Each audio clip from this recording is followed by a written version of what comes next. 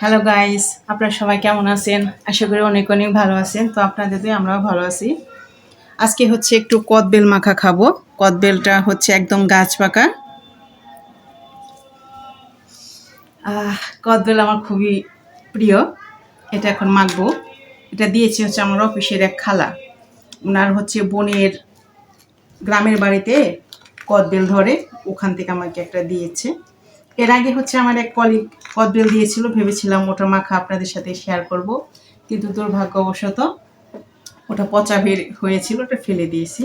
তো এই কদবেলটা কিন্তু একদম টাটকা, দেখতে পাচ্ছেন?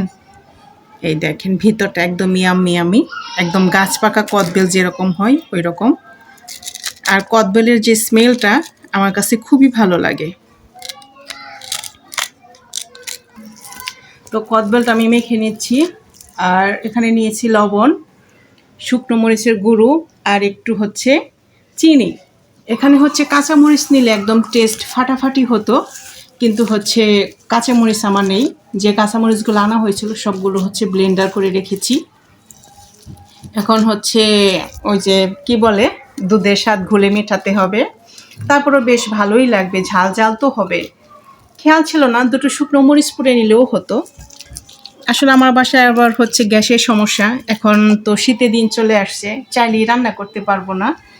এখন হচ্ছে মাঝে মাঝেই দেখবেন আমি না খেয়ে আসি, বা রাত্রে 3টা বাজে 2টা বাজে উঠে রান্না করতেছি। আর সিলিন্ডার গ্যাসটা আমার কাছে খুবই ভয় লাগে।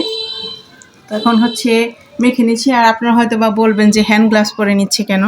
আমার আবার হচ্ছে মরিচে অ্যালার্জি। মরিচ যদি কোনো রকম গায়ে লাগে তাহলে সারাক্ষণ জ্বালা পোড়া করবে আর জ্বলে যাবে। তো আমি একটু লবণটা দেখে নেই বন্ধুরা কেমন হয়েছে।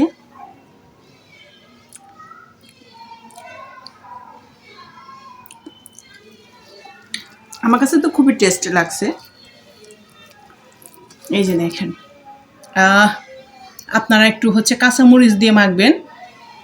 আমার কাছে কাঁচামরিচ নেই, তাই এই বিকল্প পদ্ধতিতে আজকে কদবেল মাখাটা খাবো।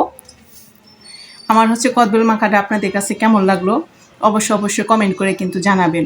বন্ধুরা, আপনারা কেউ কমেন্ট করেন না। কমেন্ট করলে আমার ভিডিও করার জন্য যে উৎসাহটা দরকার আরও বেশি হবে। তো আজকে ভিডিওটা আর খুব বেশি বড় করব না। আপনার সবাই ভালো থাকেন, সুস্থ থাকেন এবং ডিশ অ্যান্ড ডে এর সাথে থাকেন।